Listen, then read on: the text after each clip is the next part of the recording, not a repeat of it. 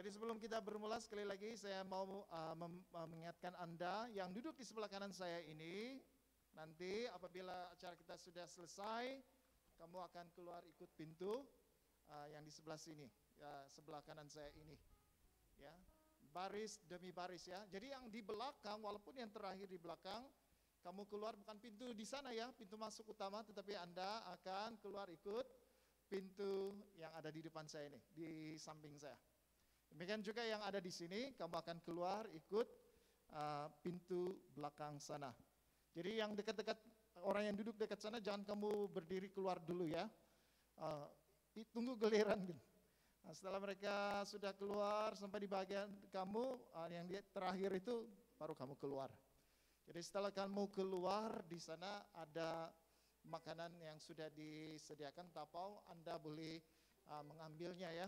Dan terus bawa pulang ke rumah. Jadi tidak diizinkan untuk makan-makan di kawasan gereja karena kita mematuhi SOP. Tidak ada kumpul-kumpul, kita terus bawa makanan kita balik ke rumah dan makan bersama-sama dengan keluarga. Jadi sementara Anda di sini, sila pastikan handphone Anda disenyapkan ya, supaya tidak mengganggu.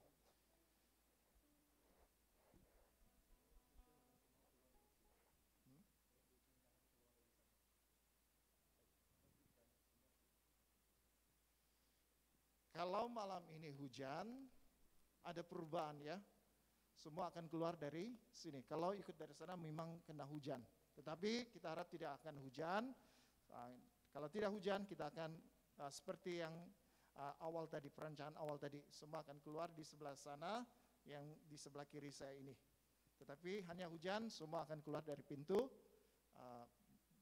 yang ada di samping saya. Jadi kita akan bermula. Jadi selamat datang sekali lagi saya ucapkan kepada saudara dan saudari yang dikasih dalam Tuhan Yesus.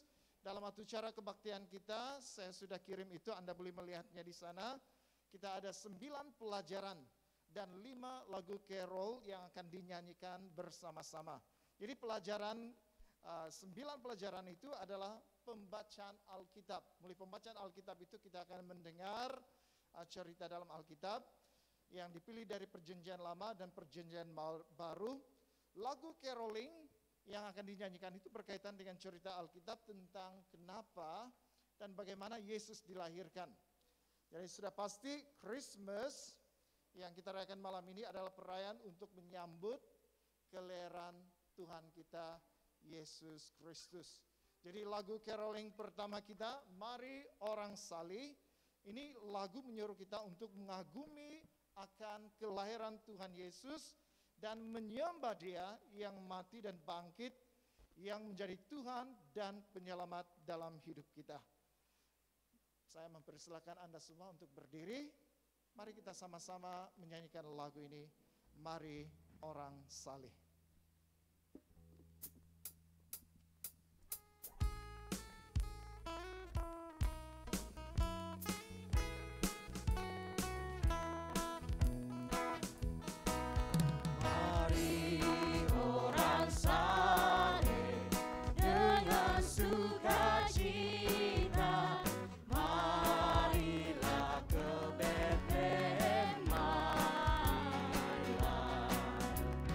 Marilah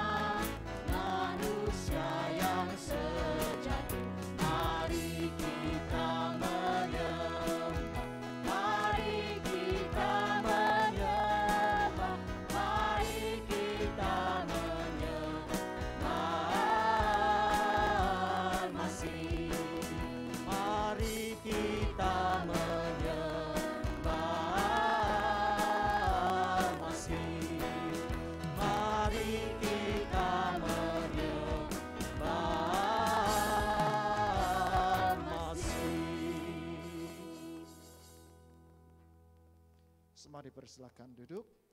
Jadi masa ini saya ingin mengundang Anda bersama-sama dengan kami untuk berdoa beberapa perkara. Christmas dimaksudkan untuk menjadi musim yang menggembirakan. Bagaimanakah kita dapat bersukacita dengan begitu banyak kesedihan dan tragedi di dunia ini, dan bahkan berlaku dalam masyarakat kita sendiri? Sukacita adalah hasil mengetahui bahwa Allah menguasai alam semesta dan bahwa Yesus Kristus, anaknya, adalah penyelamat dan Tuhan kita. Ketika kita menyampaikan keprihatinan kita kepadanya dalam doa, Dia menjanjikan kedamaian yang melampaui segala pengertian manusia. Sebelum kita merenungkan kisah penyelamatan Allah lebih lanjut, marilah kita berdoa untuk semua orang yang dalam keperluan. Orang sakit, orang yang menderita, orang yang kesepian, orang yang disingkirkan, dan orang yang hilang secara rohani.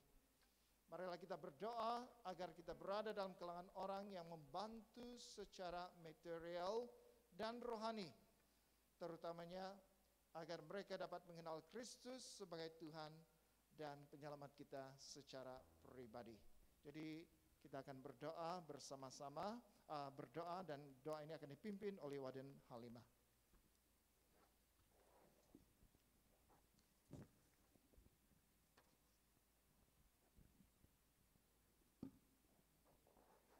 Mari kita sama-sama berdoa. Tuhan kami yang Maha Kuasa, Tuhan, kami datang ke hadirat-Mu sekali lagi. Tuhan, kami menyerahkan khususnya anak-anak-Mu yang dalam keperluan.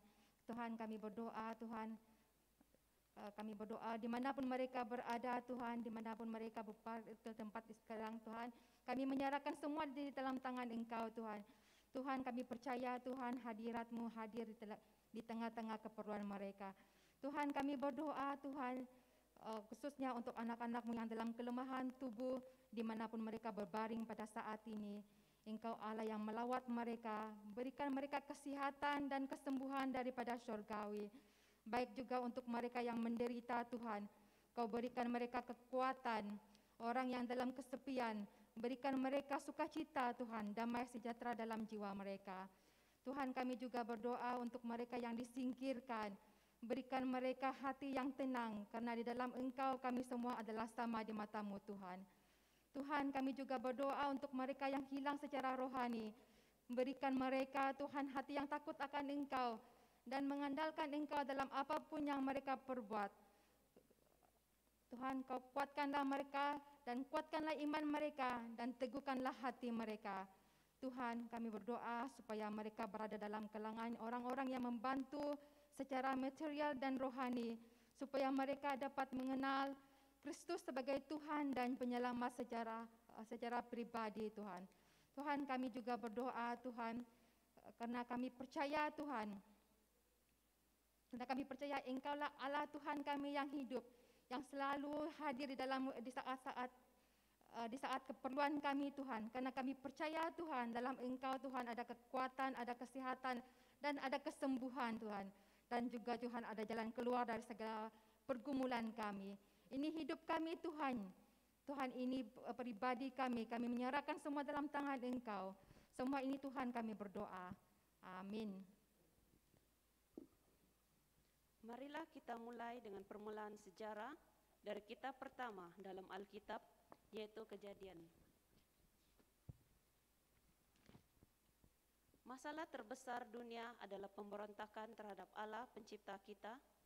Dalam pelajaran pertama, kita belajar tentang penghakiman Allah terhadap ketidaktaatan manusia. Pada masa yang sama, kita melihat belas kasihan Allah dalam perjanjian pertama untuk memberikan penyelamat manusia yang berasal dari keturunan Hawa. Kejadian 3 ayat 1 hingga 19. Adapun ular ialah yang paling cerdik dari segala binatang di darat yang dijadikan oleh Tuhan Allah. Ular itu berkata kepada perempuan itu, "Tentulah Allah berfirman, semua pohon dalam taman ini jangan kamu makan buahnya, bukan?" Lalu sahut perempuan itu kepada ular itu, buah pohon-pohonan dalam taman ini boleh kami makan, tetapi tentang buah pohon yang ada di tengah-tengah taman, Allah berfirman, jangan kamu makan ataupun raba buah itu, nanti kamu mati. Tetapi ular itu berkata kepada perempuan itu, sekali-kali kamu tidak akan mati. Tetapi Allah mengetahui bahwa pada waktu kamu memakannya, matamu akan terbuka, dan kamu akan menjadi seperti Allah, tahu tentang yang baik dan yang jahat. Perempuan itu melihat bahwa buah pohon itu baik untuk dimakan dan sedap kelihatannya. Lagi pula, pohon itu menarik hati karena memberi pengertian. Lalu ia mengambil dari buahnya dan dimakannya dan diberikannya juga kepada suaminya yang bersama-sama dengan dia. Dan suaminya pun memakannya. Maka terbukalah mata mereka berdua dan mereka tahu bahwa mereka telanjang. Lalu mereka menyemat daun pohon ara dan membuat cawat. Ketika mereka mendengar bunyi langkah Tuhan Allah yang berjalan-jalan dalam taman itu pada waktu hari sejuk, bersembunyilah manusia dan istrinya itu terhadap Tuhan Allah di antara pohon-pohonan dalam taman. Tapi Tuhan Allah memanggil manusia itu dan berfirman kepadanya, "Di manakah engkau?" Ia menjawab, "Ketika aku mendengar bahwa engkau ada dalam taman ini, aku menjadi takut karena aku telanjang. Sebab itu aku bersembunyi." Firman-Nya, "Siapakah yang memberitahukan kepadamu bahwa engkau telanjang? Apakah engkau makan dari buah pohon yang kularang engkau makan itu?" Manusia itu menjawab, "Perempuan yang kau tempatkan di sisiku, dialah yang memberi dari buah pohon itu kepadaku, maka aku makan." Kemudian berfirmanlah Tuhan Allah kepada perempuan itu, "Apakah yang telah kau perbuat ini?" Jawab perempuan itu, "Ular itu yang memperdayakan aku, maka aku makan." Lalu berfirmanlah Tuhan Allah kepada ular itu, "Karena engkau berbuat demikian, terkutuklah engkau di antara segala ternak dan di antara segala binatang hutan. Dengan perutmu lah engkau akan menjalar, dan debu tanahlah yang akan kau makan seumur hidupmu. Aku akan mengadakan permusuhan antara engkau dan perempuan ini, antara keturunanmu dan keturunannya. Keturunannya akan meremukkan kepalamu, dan engkau akan meremukkan tumitnya." Firman-Nya kepada perempuan itu, "Susah payahmu waktu mengandung akan kubuat sangat banyak. Dengan kesakitan engkau akan melahirkan anakmu. Namun engkau akan berahi kepada suamimu, dan ia akan berkuasa atasmu." Lalu firman-Nya kepada manusia itu, "Karena engkau mendengarkan perkataan istrimu dan memakan dari buah pohon yang telah kuperintahkan kepadamu, jangan makan daripadanya. Maka terkutuklah tanah karena engkau. Dengan bersusah payah engkau akan mencari rezekimu dari tanah seumur hidupmu. Semak duri dan rumput duri yang akan dihasilkannya bagimu, dan tumbuh-tumbuhan di padang akan menjadi makananmu.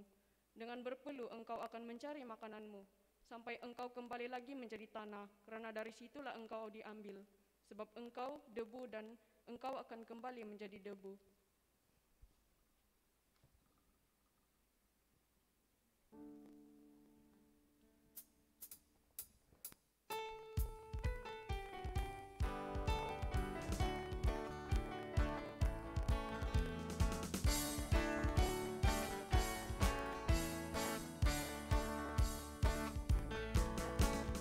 Dari pulau dan benua terdengar selalu terus lagu pujian semua bagi nama penebus.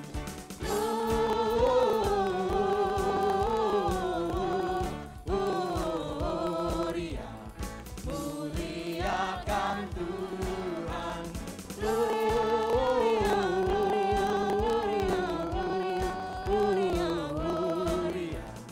Muliakan Tuhan.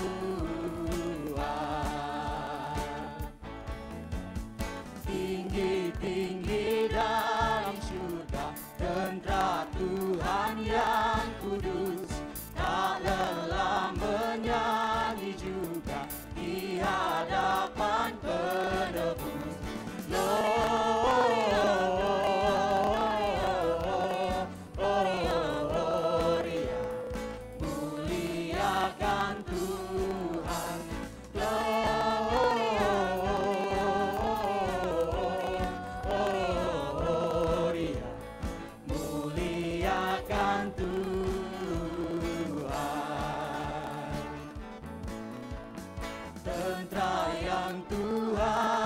bernyanyi, tinggikan panglimanya.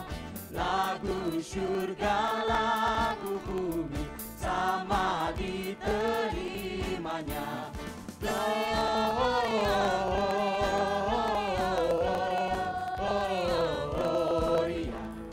muliakan Tuhan. Gloria,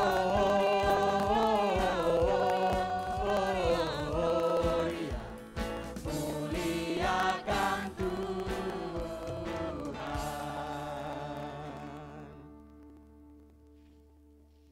Allah mengesahkan janjinya kepada Abraham bahwa keturunannya secara khusus melalui Ishak akan diberkati dan melalui mereka berkat akan sampai ke seluruh dunia.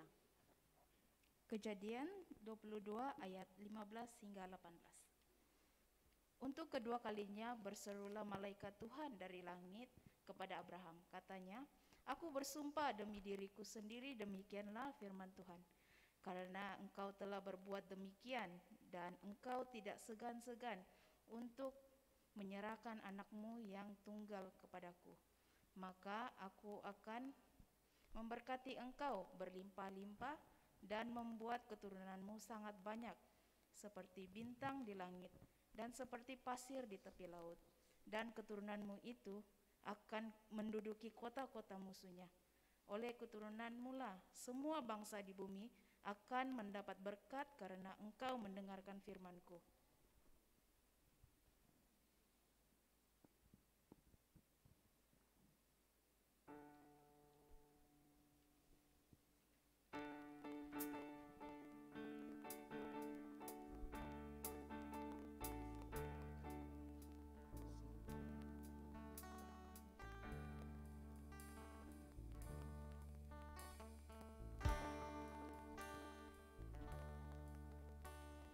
Sunyi malam di Betlehem,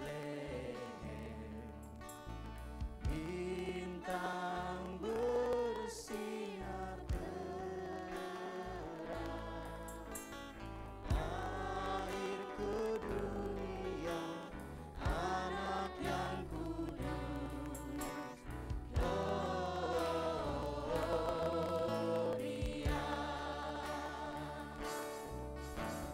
Putra yang kudus, Kaulah penebus dosa si anak manusia.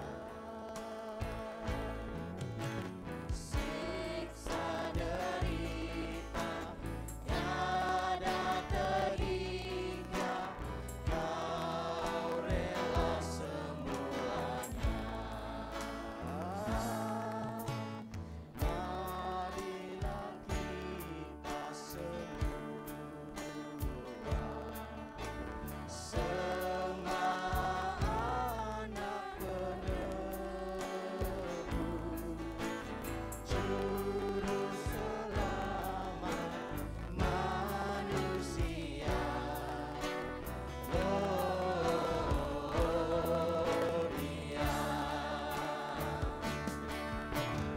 Putra yang kudus, Kaulah penebus dosa si anak manusia. Siksa derita tiada terhingga, Kau rela semuanya.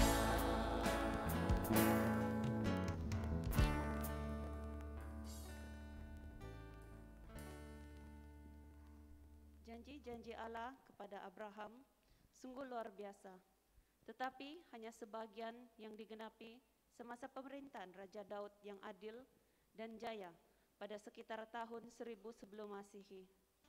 Daud adalah keturunan Yehuda, anak Yakub, anak Ishak, dan anak Abraham. Setelah kematian Daud, para pemimpin dan orang Israel berpaling kepada ketidaktaatan yang parah terhadap Allah dan pemerintahannya. Allah memperingatkan mereka akan penghakiman bahwa mereka akan dikalahkan musuh dan akan ditawan ke negara-negara bangsa asing.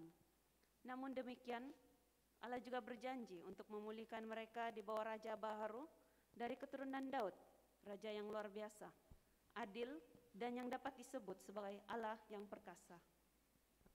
Yesaya 9 ayat 2, ayat 6, dan ayat 7. Bangsa yang berjalan di dalam kegelapan telah melihat terang yang besar. Mereka yang diam di negeri kekelaman, atasnya terang telah bersinar. Sebab seorang anak telah lahir untuk kita, seorang putera telah diberikan untuk kita. Lambang pemerintahan ada di atas bahunya, dan namanya disebutkan orang. Penasihat ajaib, Allah yang perkasa, Bapa yang kekal, Raja damai. Besar kekuasaannya, dan damai sejahtera tidak akan berkesudahan di atas takhta Daud dan di dalam kerajaannya. Karena ia mendasarkan dan mengokohkannya dengan keadilan dan kebenaran dari sekarang sampai selama-lamanya. Kecemburuan Tuhan semesta alam akan melakukan hal ini.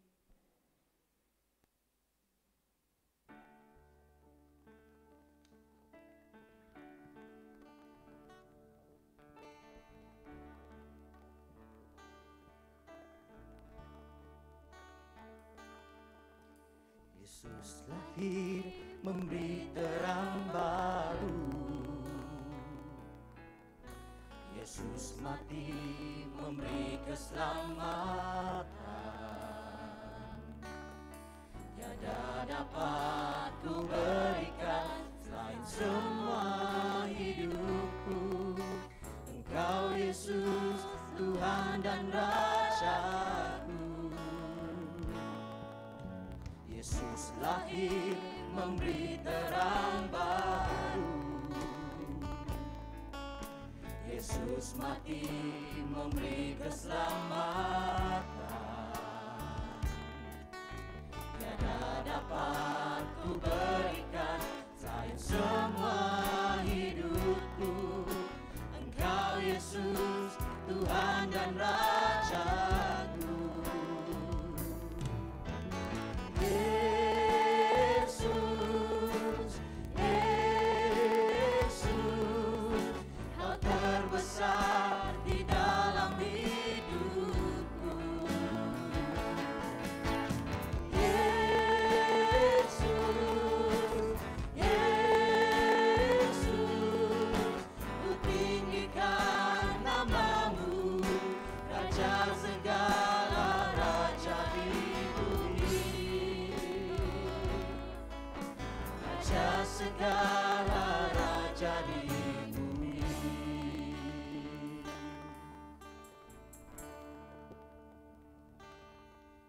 Sama seperti Raja Daud yang datang dari Bethlehem, demikian juga Raja baru yang dijanjikan itu datang dari keturunan Daud, yang juga akan datang dari Bethlehem. Mika pasal 5 ayat 2 hingga 4. Tetapi engkau, hai Bethlehem Efrata, hai yang terkecil di antara kaum-kaum Yehuda, daripadamu akan bangkit bagiku seorang yang akan memerintah Israel, yang permulaannya sudah sejak purbakala, sejak dahulu kala. Sebab itu ia akan membiarkan mereka sampai waktu perempuan yang akan melahirkan telah melahirkan. Lalu selebihnya dari saudara-saudaranya akan kembali kepada orang Israel. Maka ia akan bertindak dan akan mengembalakan mereka dalam kekuatan Tuhan, dalam kemegahan nama Tuhan Allahnya. Mereka akan tinggal tetap, sebab sekarang ia menjadi besar sampai ke ujung bumi.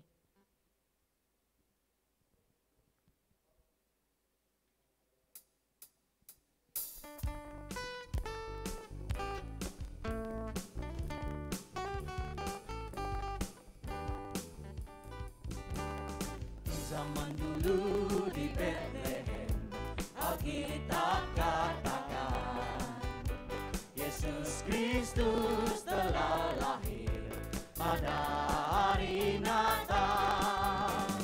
Dengarlah mereka nyanyi, Raja telah lahir.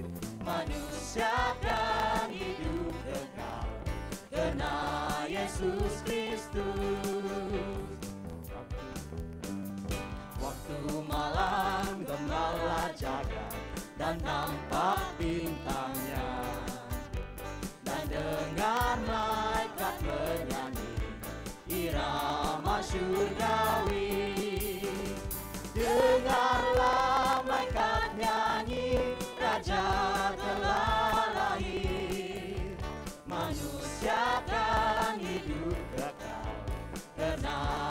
Yesus Kristus.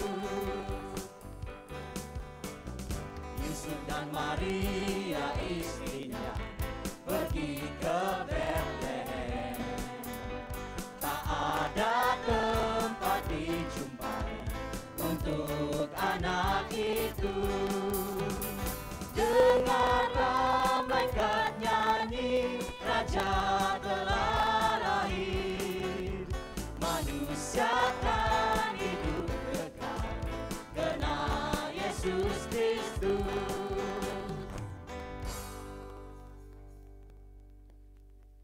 Perawan Maria menebat tahu bahwa dia akan menjadi ibu kepada Yesus, yang satu hari nanti akan memerintah di takhta Raja Daud dan dikenali sebagai anak Allah.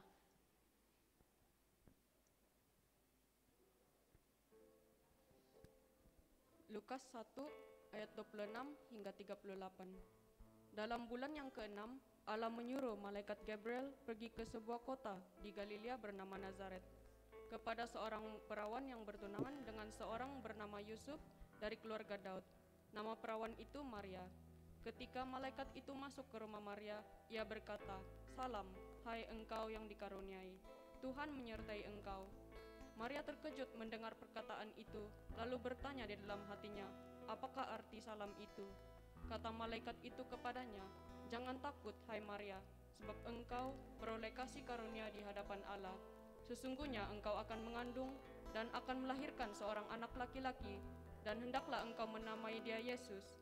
Ia akan menjadi besar dan akan disebut Anak Allah yang Maha Tinggi. Dan Tuhan Allah akan mengaruniakan kepadanya takhta Daud, bapa leluhurnya, dan ia akan menjadi raja atas kaum keturunan Yakub sampai selama-lamanya, dan kerajaannya tidak akan berkesudahan."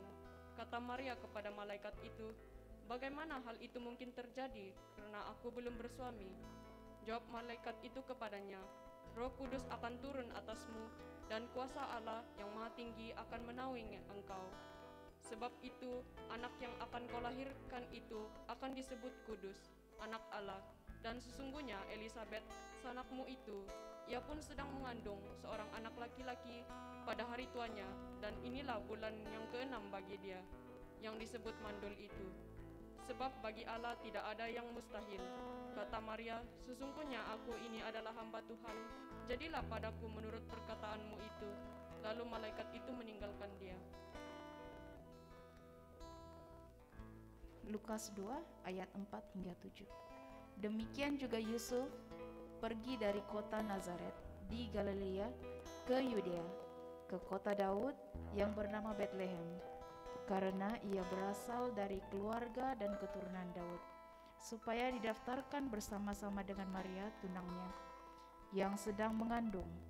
Ketika mereka di situ, tibalah waktunya bagi Maria untuk bersalin, dan ia melahirkan seorang anak laki-laki, anaknya yang sulung. Lalu dibungkusnya dengan lampin dan dibaringkannya di dalam palungan, karena tidak ada tempat bagi mereka di rumah penginapan. Yesus selayaknya lahir di istana raja yang megah, tetapi sebaliknya, raja segala raja itu lahir di tempat yang rendah dan dibaringkan dalam palungan. Dalam hal ini, Yesus memilih untuk menunjukkan kasih Bapanya. Melalui kelahirannya yang rendah hati, dia mengubah kandang yang suram menjadi sesuatu yang dipenuhi dengan rahmat. Di tengah-tengah kesuraman kandang yang berbau busuk itu, suatu kehidupan yang baharu dan segar telah lahir. Sebagaimana dia memasuki dunia pada malam itu, 2000 tahun yang lalu, dia juga rindu untuk memasuki kehidupan kita hari ini, mengubah kesuraman hidup kita menjadi suatu yang luar biasa dan penuh rahmat. Kehidupan lama menjadi kehidupan yang diperbaharui, yang mati karena dosa menjadi berdenyut lagi dengan kehidupan. Di tengah-tengah banyak pencobaan dan tekanan setiap hari, dia ingin mengangkat kita dan menjadikan kita kuat. Kenapa dia datang? Dia datang agar kita memiliki hidup yang penuh dan berkelimpahan. Bagaimanakah caranya? Bukan mengubah persekitaran luaran kita, tetapi mengubah kita dari dalam.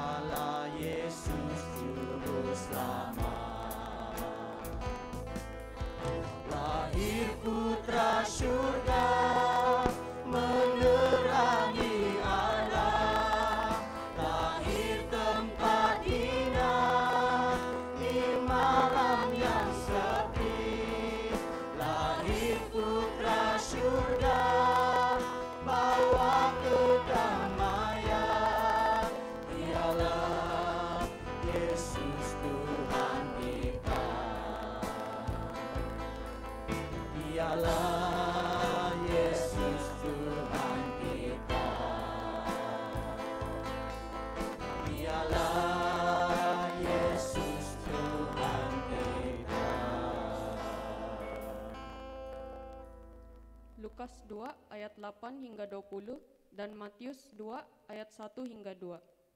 Di daerah itu ada gembala-gembala yang tinggal di padang menjaga kawanan ternak mereka pada waktu malam.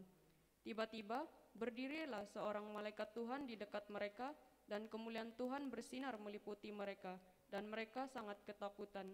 Lalu kata malaikat itu kepada mereka, "Jangan takut, sebab sesungguhnya aku memberitakan kepadamu kesukaan besar untuk seluruh bangsa. Hari ini telah lahir bagimu juru selamat, yaitu Kristus Tuhan di kota Daud. Dan inilah tandanya bagimu. Kamu akan menjumpai seorang bayi dibungkus dengan lampin dan terbaring di dalam palungan." Dan tiba-tiba tampaklah bersama-sama dengan malaikat itu sejumlah besar bala tentera sorga yang memuji Allah. Katanya, "Kemuliaan bagi Allah yang di tempat yang maha tinggi, dan damai sejahtera di bumi di antara manusia yang berkenan kepadanya." Setelah malaikat-malaikat itu meninggalkan mereka dan pergi ke sorga, gembala-gembala itu berkata seorang kepada yang lain, "Marilah kita pergi ke Betlehem untuk melihat apa yang terjadi di sana, seperti yang diberitahukan Tuhan kepada kita." Lalu mereka cepat-cepat berangkat dan menjumpai Maria dan Yusuf dan bayi itu yang sedang berbaring di dalam palungan. Dan ketika mereka melihatnya, mereka memberitahukan apa yang telah dikatakan kepada mereka tentang anak itu.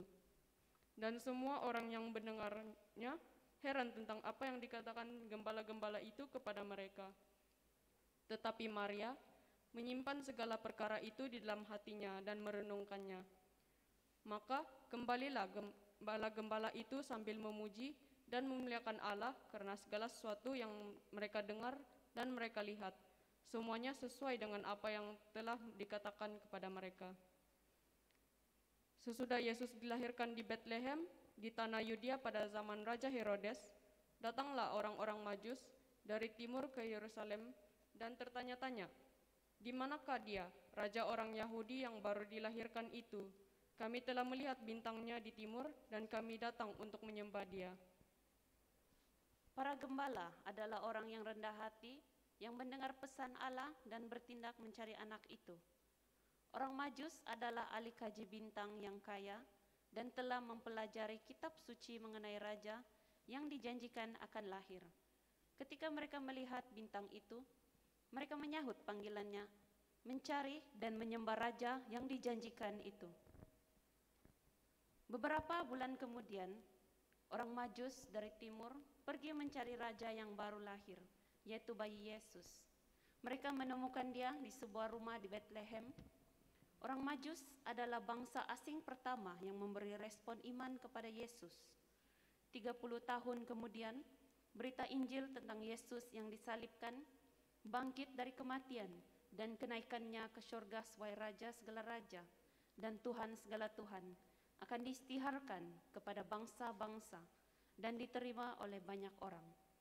Maka berkat penyelamatan yang dijanjikan Allah melalui keturunan Abraham digenapi dalam Yesus dan melalui pencurahan Roh Kudus, sehingga berkat penyelamatan itu mengalir ke seluruh dunia, menggenapi rancangan penyelamatan Allah yang sempurna. Matius 2 ayat 1 hingga 12. Sesudah Yesus dilahirkan di Betlehem di tanah Yudea, pada zaman Raja Herodes datanglah orang-orang Majus dari timur ke Yerusalem dan bertanya-tanya, "Di manakah dia, raja orang Yahudi yang baru dilahirkan itu? Kami telah melihat bintangnya di timur dan kami datang untuk menyembah dia." Ketika Raja Herodes mendengar hal itu, terkejutlah ia beserta seluruh Yerusalem. Maka dikumpulkannya semua imam kepala dan ahli Taurat bangsa Yahudi. Lalu dimintanya keterangan dari mereka, "Di mana Mesias akan dilahirkan?" Mereka berkata kepadanya, "Di Betlehem di tanah Yudea. Karena demikianlah ada tertulis dalam kitab Nabi, dan engkau Betlehem, tanah Yehuda, engkau sekali-kali bukanlah yang terkecil di antara mereka yang memerintah Yehuda. Karena daripadamulah akan bangkit seorang pemimpin yang akan mengembalakan umatku Israel." Lalu dengan diam-diam Herodes memanggil orang-orang Majus itu dan dengan teliti bertanya kepada mereka, "Bila mana bintang itu nampak?" Kemudian ia menyuruh mereka ke Betlehem. Katanya, "Pergilah dan selidikilah dengan saksama hal-hal mengenai anak itu, dan segera sesudah kamu menemukan dia, kabarkanlah kepadaku, supaya aku pun datang menyembah dia." Setelah mendengar kata-kata raja itu, berangkatlah mereka, dan lihatlah bintang yang mereka lihat di timur itu mendahului mereka hingga tiba dan berhenti di atas tempat di mana anak itu berada. Ketika mereka melihat bintang itu, sangat bersukacitalah mereka. Maka masuklah mereka ke dalam rumah itu dan melihat anak itu bersama Maria, ibunya. Lalu sujud menyembah dia. Mereka pun membuka tempat harta bendanya dan mempersembahkan persembahan kepadanya, yaitu emas, kemenyan, dan mur. Dan karena diperingatkan dalam mimpi supaya jangan kembali kepada Herodes, maka pulanglah mereka ke negerinya melalui jalan lain.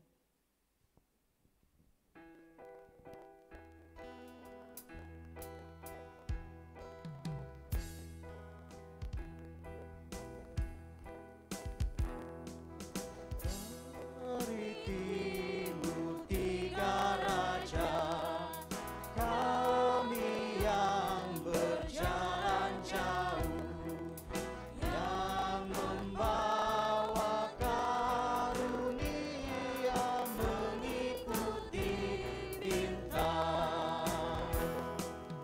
Oh, bintang malam dan ajaib, bintang raja bersinar, pimpinlah ke arah barat pada terang yang sempurna. Raja lahir di Betlehem, masuk bawah menghormati Raja kita selamanya yang merajai kita. Oh, bintang malam dan ajaib, bintang raja bersinar, pimpinlah ke arah barat pada terang yang sempurna. Kemenyanku persembahkan yang tunjukkan ketuhanan. Puji dia orang semua, sembah Tuhan. Oh, bintang malam dan ajaib, bintang raja bersinar, pimpinlah ke arah barat pada terang yang sempurna. Rasul Yohanes menggambarkan bagaimana firman yang kekal, anak Allah anak menjadi manusia sehingga dia menjadi persembahan, korban yang sempurna sekali untuk segala dosa. Manusia yang suka memberontak, tidak mentaati Allah dan mengabaikan kasih-Nya. Sebagai akibat kedatangan Yesus ke dunia, setiap orang diundang untuk menerimanya sebagai penyelamat dan sahabat orang berdosa yang bertaubat. Tuhan untuk semua dan Raja kemuliaan. Kita akan membaca petikan ini secara berbalas-balas. Saya akan baca dari ayat 1 hingga 2, jemaah ayat 3 hingga 5, saya baca ayat 6 hingga 9, jemaah baca ayat 10 hingga 13. Yohanes pasal 1 ayat 1 hingga 14. Semua jemaah dipersilakan berdiri.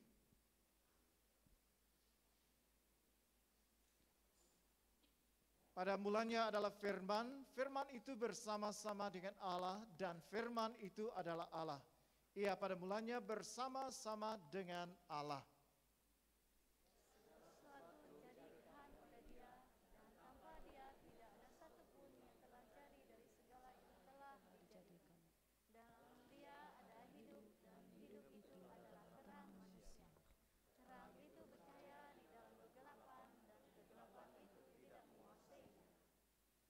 Datanglah seorang yang diutus Allah, namanya Yohanes.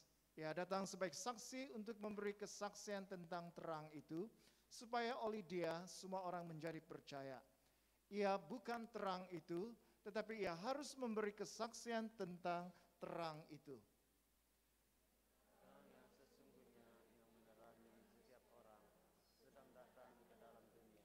Saya baca lagi ya, bagian saya.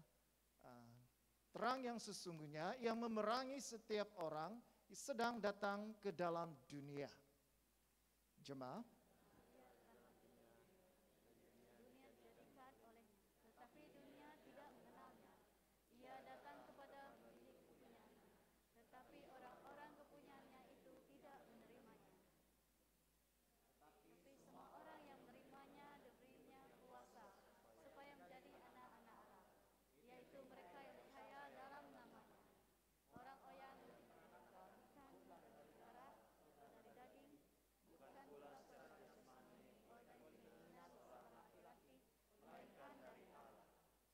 Bersama-sama kita baca, 1, 2, 3. Firman itu telah menjadi manusia dan diam di antara kita. Dan kita telah melihat kemuliaannya, yaitu kemuliaan yang diberikan kepadanya sebagai anak tunggal Bapa, penuh kasih karunia dan kebenaran. Dipersilakan masih dalam keadaan berdiri, kita akan menyanyikan lagu Dengarlah Malak Menyanyi.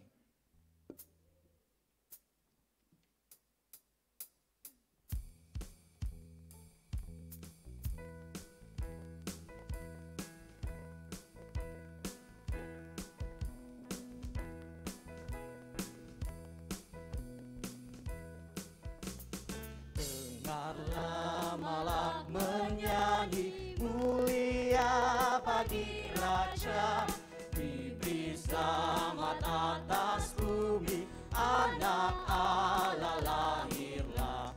Sekalian bangsa baik bersuka, ikut nyanyian di surga. Yesus anak Rahim, jadinya di Betlehem. Dengarlah malak nyanyi, mulia bagi Al-Masih. Isi surga sentiasa bersembah di hadratnya. Sekarang Yesus telah menjelma, Allah jadi manusia. Raja ini beri sentosa, mengampuni yang berdosa. Allah beserta kita, namanya Immanuel. Dengarlah malak nyanyi, mulia bagi Al-Masih. Raja selamat yang besar, matahari yang benar, sudah terbit dan memberi terang, serta hidup yang senang.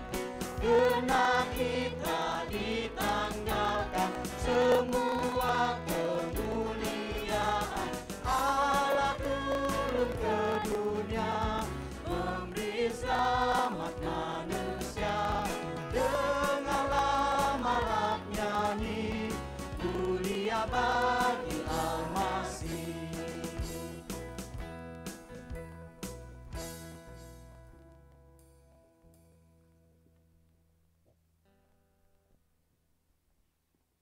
Semua jemaah dipersilakan duduk. Sebelum kita mendengar firman Tuhan, mari kita berdoa. Kita mempersiapkan hati dan pikiran kita.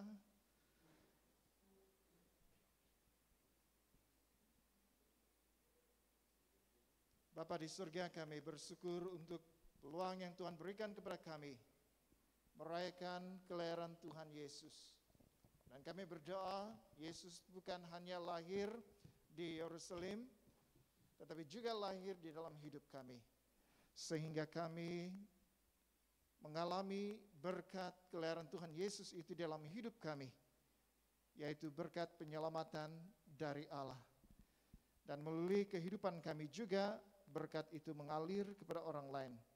Sehingga melalui kepercayaan kami dapat mempengaruhi orang-orang di sekeliling kami.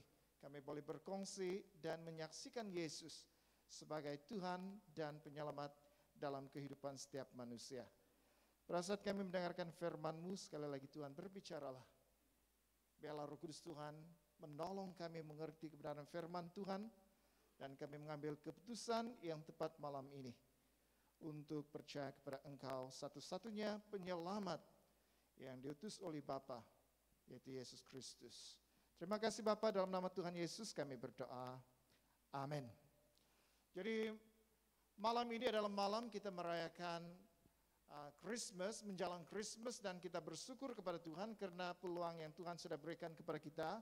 Karena sebelum ini diberitahu SOP yang keluar, hanya 30 orang sahaja yang dibenarkan untuk berada di dalam gereja.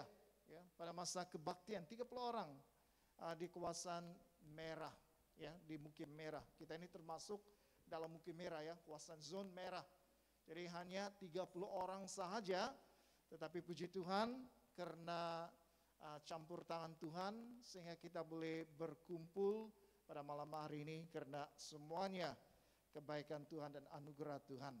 Jadi pada masa PKPB ini bukan satu masa yang senang bagi setiap orang. Apabila PKP yang pertama dulu dilancarkan, ya semua orang pun tidak biasa, ya, sudah biasa keluar, bekerja, pergi ke sana ke sini, tetapi pada waktu itu banyak perkara yang kita dihadkan. Kita tidak boleh melakukan banyak perkara dan kebanyakan masa kita hanya berada di rumah. Dan untuk berada di rumah, lama-kelamaan saya sendiri pun rasa bosan juga tinggal di rumah, ya. Bosan karena beberapa bulan itu di rumah saja. Perasaan ingin keluar, perasaan ingin berjumpa dengan kawan-kawan dan sebagainya itu ada. Tetapi pada malam hari ini Tuhan memberi kita peluang berkumpul bersama-sama, dan jangan lupa esok pun kita masih ada kebaktian, dan kali ini kebaktian kita diadakan di gereja. Tempatnya lebih luas berbanding dengan dewan. Dewan ini sedikit saja sebenarnya, tidak cukup kalau 100 lebih orang. Tapi masih ada tempat, masih ada ruang, mungkin ramai juga kawan-kawan kita yang berhasrat untuk datang, tapi malam ini mungkin ada halangan bagi mereka. Tetapi kita yang ada di sini, apabila Anda memilih untuk berada di sini, saya percaya pilihan Anda itu adalah tepat, karena di tempat ini kita boleh bersekutu bersama-sama, bukan hanya bertentang mata antara satu sama lain dengan kawan-kawan yang lama sudah kita tidak jumpa beberapa bulan ini, tetapi di tempat ini kita boleh datang mendengar firman Tuhan, mendengar lagu-lagu yang dinyanyikan. Jadi serba sedikit ringkasan daripada apa yang kita sudah pelajari tadi dalam 9 pelajaran, mulai pembacaan Alkitab dan lagu-lagu caroling yang dinyanyikan sebentar tadi. Semua itu mengisahkan tentang, bagi saya melihat itu sebagai suatu karya penyelamatan Allah yang dimulai dari Kejadian. Karena pada waktu Kejadian, kitab Kejadian dibacakan itu tentang kisah bagaimana manusia yang pertama, Adam dan Hawa, itu jatuh dalam dosa. Kalau kita baca Alkitab, ya, dalam Kejadian itu yang sangat menarik, pada waktu manusia belum jatuh dalam dosa, mereka itu boleh bertemu dengan Allah, muka dengan muka, berhadapan. Itu pengalaman yang luar biasa.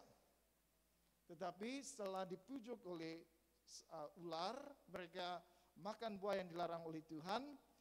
Apabila mereka makan, mereka langgar perintah Tuhan. Tuhan kata jangan makan, tetapi mereka makan dan menyebabkan, apabila melanggar perintah Tuhan, maksudnya mereka jatuh dalam dosa. Dan akibat dosa itu manusia ada kutuk. Lelaki harus bekerja keras, wanita akan bersalin dengan rasa sakit. Dan lebih daripada itu, manusia dan Allah tidak dapat bersatu lagi karena ada dosa dan harus diusir dari Taman Eden. Tetapi Tuhan juga menjanjikan ada jalan penyelamatan. Manusia yang berdosa, iya, sudah jatuh dalam dosa, tapi Tuhan menjanjikan bahwa dari keturunan perempuan akan lahir seorang yang akan meremukkan kepala si ular. Kemudian kita melihat tentang Abraham. Tuhan panggil Abraham, seorang yang tidak kenal Tuhan tapi dipanggil Tuhan, dan Tuhan menjadikan dia miliknya. Dan Tuhan berkata bahwa melalui keturunannya semua keturunan, semua bangsa di dunia ini akan diberkati. Dan ternyata Daud itu memang dari keturunan Abraham, garis keturunan Abraham, Raja Daud. Dan melalui Raja Daud keturunannya Mesias. Itu yang berkali-kali dinubuatkan tentang kedatangannya. Dia datang untuk memberikan pembebasan pada manusia. Dia datang untuk memberikan penyelamatan, Mesias. Dan kita sampai pada 2000 tahun yang lalu, Yesus lahir. Kali pertama berita baik itu disampaikan kepada siapa? Kepada para gembala. Masih ingat para gembala ketika waktu malam mereka menjaga ternakan mereka, tiba-tiba ada cahaya begitu terang sekali dan mereka sangat terkejut dan ketakutan sebenarnya. Waktu itu mana ada spotlight yang seperti begini kan? Tiba-tiba ada cahaya terang dan malaikat memberitahukan tentang kelahiran juru selamat itu. Dan para gembala ini orang yang dianggap orang yang tidak suci karena mereka memang bekerja di ladang ternakan, menjaga kawanan domba mereka. Mereka tidak ada waktu untuk membersihkan diri mereka untuk datang ke rumah Tuhan. Sentiasa mereka itu melakukan pekerjaan mereka sehingga tidak ada masa untuk membersihkan diri. Jadi mereka ini kadang-kadang dianggap orang yang dipinggirkan pada waktu itu. Orang yang rendah, tetapi Tuhan memilih golongan ini untuk memberitakan kabar baik, kedatangan Tuhan Yesus. Dan Yesus lahir di Bethlehem. Dan sangat menarik pada waktu itu juga ada 3 orang apa itu? Orang Majus. Ini bukan orang Israel, ini bangsa lain. Tapi 3 orang Majus ini. Mereka tahu karena mereka melihat sebutir bintang, dan bintang itu mereka mengetahui apabila itu terlihat, apabila itu kelihatan di langit, itu bintang menunjukkan ada seorang raja yang baru lahir. Jadi berpandukan bintang itu mereka sampai ke Bethlehem dan akhirnya bertemu dengan Yesus yang baru lahir. Lalu apa yang mereka lakukan? Mereka sujud menyembah bayi Yesus. Walaupun itu bayi, tapi mereka sujud menyembah dia karena bayi ini bukan bayi yang biasa. Ini adalah raja. Dan mereka mempersembahkan hadiah kepada Tuhan Yesus. Jadi kita melihat dari awal sejarah kejatuhan manusia dalam dosa, Tuhan sudah merencanakan jalan penyelamatan, rencana penyelamatan. Dan itu digenapi dalam siapa? Dalam pribadi Tuhan Yesus. Para nabi menubuatkan tentang kedatangannya 2000 tahun yang lalu. Yesus lahir di Bethlehem. Dari semua nubuatan para nabi tentang Mesias yang akan datang, itu digenapi dalam pribadi Tuhan Yesus. Kenapa Yesus datang ke dalam dunia ini? Kita orang Kristen percaya Yesus itu manusia, tetapi dia juga Tuhan. Ini 2 kepribadian Tuhan Yesus. Yesus manusia biasa seperti kita. Dia pernah lapar, dia pernah juga menangis. Tetapi dalam masa yang sama, Yesus adalah Tuhan. Dia ialah Tuhan. Jadi saudara dan saudara yang kasih dalam Tuhan Yesus, kenapa Yesus datang ke dalam dunia ini? Karena inilah tujuan Tuhan, rencana Tuhan dari awal. Melalui Tuhan Yesus, semua manusia berdosa itu dapat diselamatkan. Kalau kita membaca Yohanes pasal 3 ayat 16, ini ayat yang biasa kita hafal, anak-anak sekolah minggu pun tahu tentang ayat ini dan sangat menarik ya. Kalau kita baca Yohanes pasal 3 ayat 16 dikatakan, karena begitu besar kasih Allah akan dunia ini, sehingga ia telah memurniakan anak yang tunggal itu maksudnya Yesus.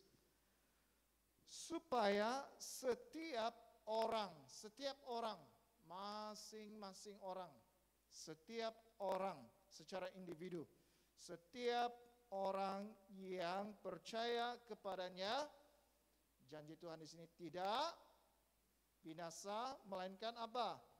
Beroleh hidup yang kekal. Nah, inilah tujuan Yesus datang ke dalam dunia. Inilah sebabnya Tuhan mengutus Yesus ke dalam dunia ini. Kenapa dengan dunia ini? Karena dalam dunia ini ada orang-orang yang berdosa. Orang-orang yang berdosa, kata firman Tuhan, akan binasa dalam dosanya. Orang yang berdosa itu tidak ada kehidupan kekal. Orang yang berdosa kita tahu pada waktu Tuhan datang kali yang kedua ada penghakiman, dan orang yang tidak percaya kepada Tuhan itu kamu tahu di mana tempatnya. Bukan di surga, tetapi berpisah dengan roh Tuhan selama-lamanya ke tempat siksaan yang kekal. Ini keadaan kita, ini boleh dikatakan nasib kita. Kalau kita tidak ada Yesus dalam hidup kita, kita tidak percaya kepada Dia, kita tidak menerima Dia sebagai Tuhan dan penyelamat dalam hidup kita, saudara dan saudara yang kasih dalam Tuhan Yesus, kita akan binasa dalam dosa kita. Dan orang yang berdosa itu tidak boleh menyelamatkan dirinya sendiri. Dengan apa cara sekalipun manusia dalam dunia ini berusaha untuk coba menyelamatkan dirinya, mungkin dengan cara berbuat baik, berbuat amal, banyak-banyak beri sedekah. Dengan perbuatan baik yang sedemikian banyak sekalipun itu tidak mampu menyelesaikan masalah dosa kita. Kita perlukan seseorang. Masa saya masih kecil, saya pernah hampir mati lemas.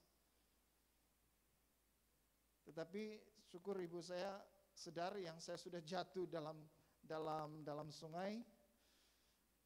Saya masih ingat, hanya ini yang saya lakukan ketika berada dalam sungai.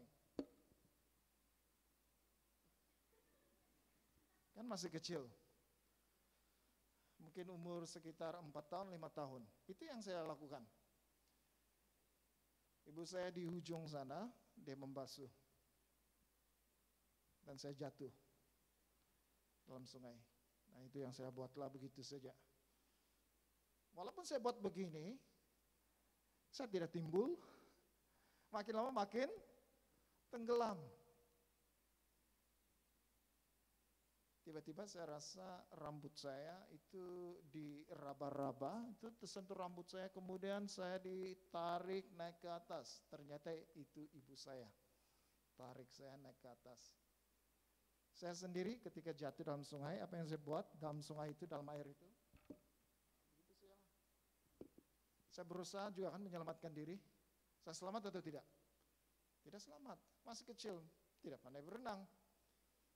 Tetapi saya perlu seseorang untuk menyelamatkan saya. Dan itu ibu saya. Tangan dia meraba-raba, tersentuh rambut saya, kemudian tarik naik ke atas. Dan saya selamat. Kalau ibu saya tidak sadar yang saya jatuh dalam sungai, tidak adalah saya di sini, di hadapan saudara dan saudari. Tapi puji Tuhan, Tuhan ada rencananya dalam hidup saya. Jadi demikian juga, manusia yang berdosa ini tidak dapat menyelamatkan dirinya sendiri. Kita perlu seseorang yang kudus, seseorang yang suci, yang tidak ada dosanya untuk menyelamatkan kita. Dan itu ialah siapa? Yesus sendiri. Karena dia Tuhan yang suci, Tuhan yang kudus. Firman Tuhan mengatakan dia itu manusia, tetapi dia tidak pernah berbuat dosa. Yesus manusia, dari satu segi sifatnya dia manusia, sama seperti kita, tetapi dalam dirinya sebagai manusia, dia tidak pernah berbuat dosa. Jadi orang yang berdosa, orang yang tidak berdosa, orang yang suci, orang yang kudus ini mampu untuk menyelamatkan manusia yang berdosa, layak untuk menyelamatkan manusia yang berdosa. Bayangkan kalau Yesus berbuat dosa, dia mati di atas kayu salib. Kira-kira kita hari ini selamat atau tidak? Orang berdosa coba menyelamatkan orang berdosa yang lain. Boleh selamat atau tidak? Seorang yang tidak pandai berenang sedang lemas, kemudian datang seorang yang tidak pandai berenang untuk menyelamatkan orang yang sedang lemas. Selamat atau tidak? Tidak selamat. Dua-duanya pun mati lemas. Kita perlu ada seseorang yang layak, yang suci, yang kudus untuk menyelamatkan kita daripada dosa, dan itu ialah Yesus. Dan itu yang dilakukan Yesus di atas kayu salib. Yesus datang untuk mati di atas kayu salib. Itu dia punya misi. Itu dia punya tujuan datang ke dalam dunia ini. Dan beberapa kali Yesus memberitahu, 3 kali memberitahu kepada murid-muridnya, dia akan ditangkap, diseksa, dan dia akan dibunuh. Tetapi pada hari yang ketiga, dia akan bangkit lagi. 3 kali. Maksudnya, Yesus faham, Yesus sadar bahwa dia akan mati. Dia tahu dia akan mati. Nah, kalau kita di sini diberitahu oleh dokter, 1 bulan lagi kamu hidup. Apa perasaannya itu? 1 bulan lagi. Kan ada begitu kan, kalau kita jumpa dokter, kita sakit-sakit, tiba-tiba dokter katakan, 1 bulan lagi nih kau punya umur. Sedih atau tidak? Sedih lah kan? Dalam masa 1 bulan itu, kita akan mengira setiap detik. Kita berhati-hati menggunakan, karena umur kita hanya 1 bulan saja, Pak. Tapi kalau sebelumnya, ya kita tidak peduli apa yang kita tidak menghabiskan masa dengan sia-sia pun tidak apa-apa. Tapi kalau dokter memberitahu 1 bulan lagi kamu akan hidup, kita pastikan 1 bulan itu setiap hari kita jalani dengan penuh makna. Yesus tahu kematiannya. Yesus tahu kematiannya. Dia datang untuk mati di atas kayu salib, dan darahnya yang tercurah itulah yang saya katakan darah orang yang tidak berdosa. Darah orang yang tidak berdosa inilah yang layak menebus kita daripada segala dosa kita. Dan inilah yang dikatakan dalam Yohanes pasal 3 ayat 16. Karena begitu besar kasih Allah akan dunia ini, sehingga Ia telah mengurniakan anaknya yang tunggal, supaya setiap orang yang percaya kepadanya tidak akan binasa, melainkan beroleh hidup yang kekal. Nah, saya mau tanya kita di sini, siapa di sini yang mau hidup kekal? Angkat tangan. Jangan pandang kiri kanan ya. Ini keputusan kamu malam ini. Siapa mau hidup kekal? Siapa yang mau selamat?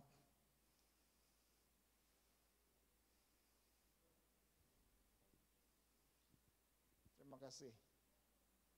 Tuhan mengatakan bukan dengan usaha, bukan dengan uang yang banyak untuk membeli keselamatan itu diberikan secara percuma, tetapi apa yang diminta oleh Tuhan di sini, supaya setiap orang yang percaya. Tuhan menuntut kepercayaan kita. Nah, bercakap tentang kepercayaan ini boleh juga ada di sini, tapi tidak sentuh di sini. Kepercayaan itu mungkin ada di sini, di mulut, di bibir, diungkapkan, dilafazkan, diluahkan. Aku percaya, tetapi hanya di bibir ya, manis di mulut. Tetapi hati berkata lain. Jadi apabila Tuhan mengatakan di sini percaya, itu kita mau percaya yang sesungguhnya. Saya mau ceritakan kesaksian saya masa saya remaja. Saya mengikuti satu seminar yang diadakan oleh sebuah gereja. Ini aliran yang lain ya, bukan gereja Anglican, tetapi puji Tuhan, melalui gereja ini saya diberkati. Saya mengikuti khotbah yang pertama, terus mengundang orang muda-mudi maju ke depan untuk terima Tuhan Yesus. Dan saya berpikir, kenapa saya mau terima Tuhan Yesus? Karena saya ingat saya betul-betul kenal Tuhan Yesus. Masa saya masih kecil, saya sudah dibawa ke sekolah minggu, guru-guru mengajar saya tentang Yesus, dan saya sendiri suka baca Alkitab. Cerita-cerita dalam Alkitab itu menarik perhatian saya. Saya membaca, dan memang saya kenal siapa Tuhan Yesus. Tetapi hari itu undangannya tidak bercakap siapa yang kenal Tuhan Yesus, tetapi siapa yang mau menerima Yesus secara pribadi. Malam yang pertama, kedua, malam yang terakhir, Tuhan membuka pikiran saya. Rupa-rupanya saya salah memahami apa maknanya, apa maksudnya menerima Yesus. Pengenalan tentang Yesus, pengetahuan saya tentang Yesus itu memang ada, sudah ada di sini dalam otak saya. Dari sekolah minggu saya diajar tentang Yesus, sudah ada di sini pengetahuan tentang Yesus. Saya mengenal Yesus. Saya baca firman Tuhan, dari sini ada pengetahuan yang masuk dalam otak saya, dalam pikiran saya. Saya kenal Tuhan Yesus. Tetapi satu perkara yang belum saya lakukan waktu itu ialah terima Dia dalam hati saya. Dan saya sadari ini juga kesilapan yang sama saya pikir. Masa saya mengajar kelas pembaptisan atau penetapan, saya tanya, kamu sudah terima Tuhan Yesus? Mereka kata, oh mungkin sudah karena saya terlibat dalam pelayanan di gereja. Mungkin sudah karena orang tua saya orang Kristen, saya orang Kristen. Dan mungkin ada banyak lagi alasan-alasan ya, ada banyak lagi yang diberikan, jawaban yang diberikan. Tetapi saudara dan saudara yang kasih dalam Tuhan Yesus, orang tuamu orang Kristen tidak menjamin keselamatanmu. Karena dia katakan ini setiap orang, tiap-tiap orang tidak boleh jamin-jamin ya. Soal keselamatan itu tidak boleh jamin-jamin. Orang tuamu, pihak gereja, kawan-kawanmu boleh mendorongmu secara rohani untuk bertumbuh, tetapi soal keselamatan itu tidak boleh jamin-jamin. Kita mesti mengambil itu secara pribadi. Malam yang terakhir ketika cobaan diberikan, Tuhan sentuh pikiran saya, Tuhan sentuh hati saya maju ke depan. Kali ini saya sudah paham. Tidak cukup hanya ada pengetahuan tentang Yesus, kenal Yesus di sini. Tetapi langkah selanjutnya, hati terbuka, mengundang dia masuk di dalam hidup. Terima dia sebagai Tuhan secara pribadi. Nah itu yang saya lakukan. Dalam usia yang masih muda, apabila saya maju ke depan, saya didoakan dan saya sendiri berdoa, mengikuti doa untuk menerima Tuhan Yesus. Betul-betul saya mengalami ada ada perasaan yang luar biasa saya alami waktu itu. Ada damai yang susah saya mau gambarkan. Itu terjadi dalam hidup saya. Ada sukacita dalam hidup saya. Kenapa? Karena untuk kali pertama dalam hidup saya, seumur hidup saya mengambil keputusan menerima Yesus sebagai Tuhan dan Penyelamat di dalam kehidupan saya. Ini percaya. Percaya bukan di sini, percaya bukan di mulut, percaya itu harus melibatkan tindakan kita, hati kita, kemauan kita untuk membuka hati kita dan menerima Yesus sebagai Tuhan dan Penyelamat dalam hidup kita secara pribadi. Saudara dan saudari yang saya kasih dalam Tuhan Yesus, walaupun Allah sudah memberikan Yesus mati di atas kayu salib, berapa kali pun Yesus mati di atas kayu salib, kalau kita secara pribadi tidak memberi respon terhadap anugerah yang Tuhan berikan, percaya kepada Tuhan Yesus, apa yang dilakukan oleh Tuhan Yesus di atas kayu salib itu tidak memberi kesan di dalam kehidupan kita. Apa yang dilakukan oleh Tuhan Yesus, penebusan yang dilakukan Tuhan Yesus di atas kayu salib itu tidak memberi kesan, tidak memberi keselamatan di dalam hidup kita. Kita masih di luar Kristus, kita masih jauh daripada anugerah penyelamatan Tuhan.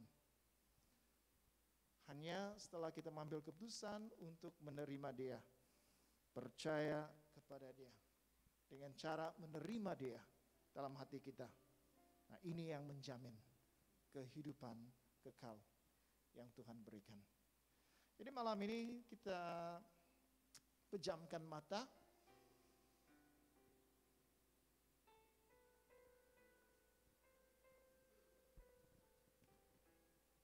Pejamkan mata, ya, jangan melihat ke kiri dan ke kanan.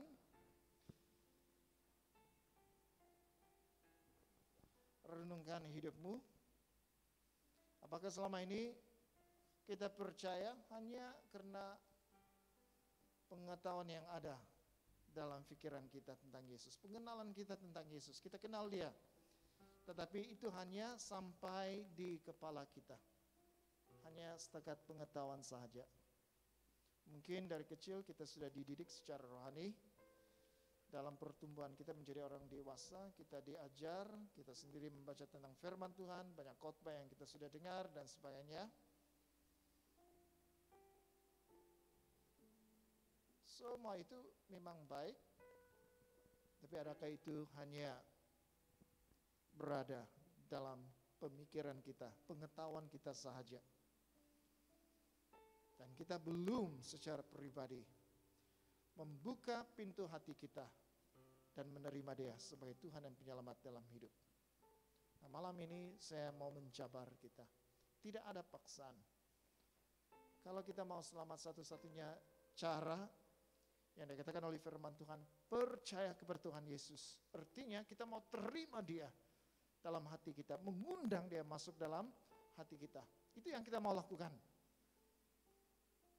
Jadi kalau selama ini kita hanya mengenal Tuhan, itu hanya ada dalam pemikiran kita, tetapi kita belum lagi menerima Dia sebagai Tuhan dan Penyelamat. Kita belum buka hati kita dan mengundang Dia masuk. Malam ini saya mau Anda angkat tangan saja. Tidak ada yang lihat, angkat tangan saja. Maksudnya kalau Anda mau menerima Tuhan Yesus. Kita akan berdoa bersama-sama untuk menerima Tuhan Yesus malam ini.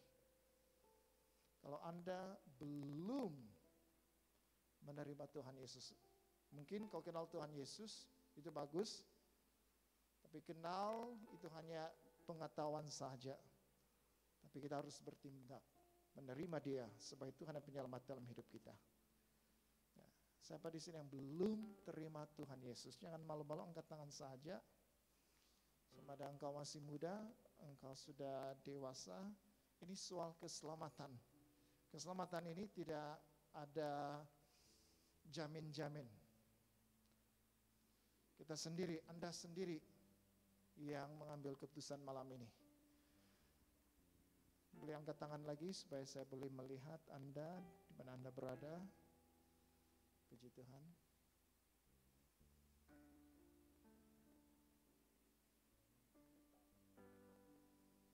Diri Anda yang mengangkat tangan itu, yang mau menerima Tuhan Yesus, turunkan tangan. Ikut doa ini ya, setelah saya berdoa kamu ikut. Dan kamu boleh berdoa itu dalam hati ataupun melalui mulut dengan suara yang kedengaran, terpulang kepada Anda. Yang penting malam ini Anda mau berdoa menerima Tuhan Yesus. Ikuti saya apabila saya berdoa, ini doa menerima Tuhan Yesus. Tuhan Yesus, terima kasih Engkau datang ke dalam dunia dan mati di atas kayu salib. Engkau mati supaya saya yang berdosa ini dapat diselamatkan. Tuhan Yesus, saya mengambil keputusan pada malam ini untuk membuka pintu hati saya dan menerima Engkau masuk dalam kehidupan saya. Tuhan Yesus, bantulah saya untuk mempunyai kehidupan yang berbeza daripada kehidupan saya selama ini. Roh Kudus, Engkau mengubah saya dari dalam, menjadikan saya pribadi yang baru. Bantu saya untuk hidup dalam kemenangan hari demi hari. Terima kasih Tuhan Yesus, Engkau sudah ada dalam hidup saya. Dalam nama Tuhan Yesus, saya berdoa. Amin. Jadi bagi Anda yang sudah menerima Tuhan Yesus, jangan berhenti ya, setakat percaya terima Tuhan Yesus, itu bagus. Menerima Tuhan Yesus, keselamatan diberikan kepada kita. Janji keselamatan itu diberikan dan tidak ada yang dapat merampas itu. Tetapi kita perlu juga bertumbuh dalam kehidupan rohani. Dan kita perlu baca firman Tuhan, Alkitab, kita perlu berdoa, kita perlu bersekutu dalam kebaktian atau seperti ibadah seperti ini untuk membantu kita mendorong bertumbuh secara rohani. Karena bagi Anda yang kali pertama menerima Tuhan Yesus sebagai Tuhan dan Penyelamat dalam hidup Anda, secara rohani Anda seperti bayi yang baru lahir. Bayi itu perlu makanan rohani, bayi itu perlu bertumbuh sehingga menjadi kuat. Jangan menjadi bayi selama-lamanya, perlu bertumbuh. Bagaimana bertumbuh? Apa makanannya? Firman Tuhan, doa secara pribadi, menghadiri ibadah dan sebagainya. Jadi pada malam hari ini kita akan mengadakan satu acara menyalakan lilin. Dan saya jemput kita punya Lerida, itu pemimpin awam yang baru, ada beberapa orang. Silakan maju ke depan. Saudara Roland, Puan Swenim, Nelly, Waden Halimah, dan Saudara Daud.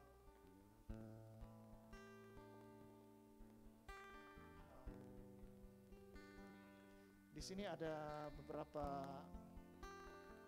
Sila ambil, keluarkan plastiknya dulu ya.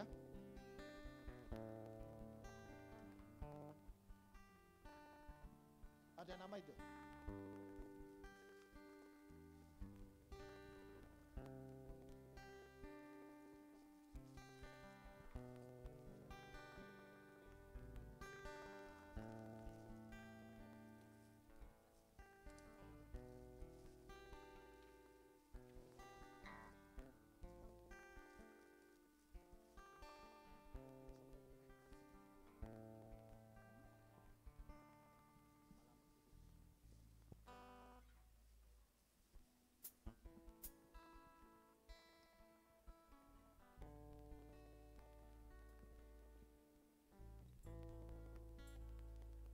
Jadi kita akan menyalakan lilin ini dan setiap lilin sebenarnya ada maknanya.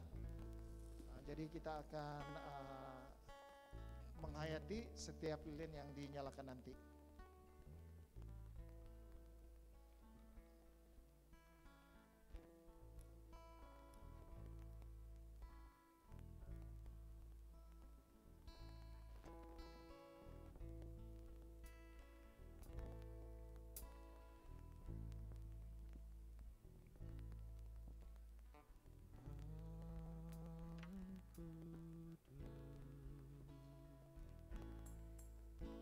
Lilin pertama kadang-kadang disebut sebagai lilin nubuatan kerana melambangkan janji-janji yang disampaikan oleh para nabi sebagai pesan daripada Allah, janji yang menubuatkan kelahiran Kristus. Yang lain menganggap lilin sebagai simbol harapan yang disebut lilin pengharapan. Lilin kedua menunjukkan bahwa Kristus adalah jalan. Orang Kristen tersesat dalam dosa dan Kristus adalah cahaya yang dihantar ke dunia untuk menunjukkan jalan keluar dari kegelapan.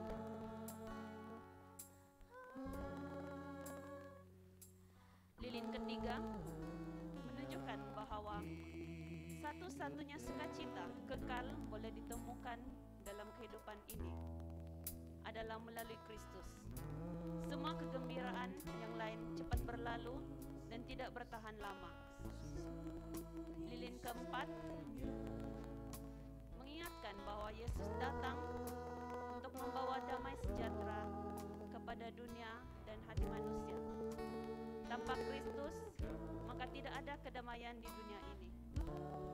Lilin kelima mewakili Kristus sendiri yang lahir untuk menyelamatkan manusia dari dosa mereka. Ini adalah perayaan penggenapan nubuatan yang dilambangkan melalui kelahiran dan pengharapan dalam Kristus pada akhir zaman. Ketika Kristus datang lagi dan orang Kristen akan bergabung dengannya. Jadi masa ini kita akan ambil masa untuk berdoa dan saudara Richard akan memimpin kita dalam doa.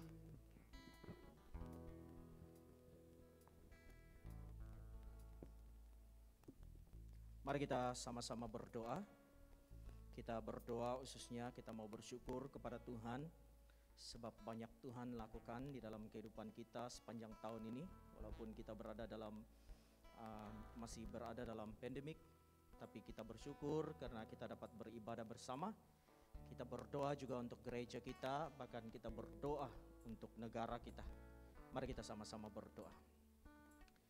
Bapa dalam syurga, sekali lagi Tuhan kami bersyukur untuk kebaikan, kemurahan Engkau Tuhan di dalam kehidupan kami. Kami bersyukur Tuhan karena hari ini kami dapat beribadah sekali lagi Tuhan. Kami dapat menyambut perayaan Natal yang tiba untuk esok Tuhan. Dan pada malam ini kami sangat bersyukur betapa baik dan luar biasanya Engkau Tuhan bekerja dalam kehidupan kami. Biarlah kami tetap bersyukur dan berterima kasih dalam apapun keadaan yang terjadi di negara kami, tapi kami mau bersyukur dan berterima kasih kepada Engkau. Tuhan, kami mau berdoa khususnya untuk gereja kami. Kami mau berdoa ya Tuhan, khususnya untuk setiap jemaat kami yang di luar sana Tuhan. Kami berdoa agar Engkau Tuhan terus melindungi, menjaga jemaat kami, memberi kekuatan, agar iman mereka mereka kuat di dalam Engkau Tuhan. Bahkan pada malam ini Tuhan, Engkau sendiri akan melawat mereka Tuhan, menjamah setiap mereka Tuhan, memimpin setiap mereka, agar mereka punya kerinduan Tuhan untuk bersekutu bersama Engkau. Tuhan, kami mau berdoa untuk ibadah kami esok pagi. Kami berdoa Tuhan, biarlah Engkau Tuhan beracara di gereja kami, dan Engkau menjamah setiap kami satu persatu, agar apabila kami memuji dan menyembah Engkau Tuhan, kami merasai hadirat Engkau, bahkan kami merasai cinta Engkau Tuhan yang mula-mula. Tuhan, terima kasih. Kami juga berdoa untuk negara kami Malaysia, negara kami yang tercinta. Tuhan, kami percaya apapun situasi keadaan yang terjadi pada masa ini, tapi kami tetap percaya bahwa Engkaulah segala-galanya bagi kami. Kami percaya setiap masalah yang terjadi untuk pandemik ini Tuhan akan segera tamat Tuhan, selesai, dan tidak ada lagi ya Tuhan perkara COVID yang akan terjadi di negara kami. Kami mau ya Tuhan, semua ini Tuhan sendiri akan menyucikan dengan darah Yesus sendiri, supaya COVID ini tidak ada lagi di Malaysia. Tuhan, terima kasih, kami serahkan semuanya ke dalam tangan Engkau. Hanya di dalam nama Yesus yang percaya katakan amin.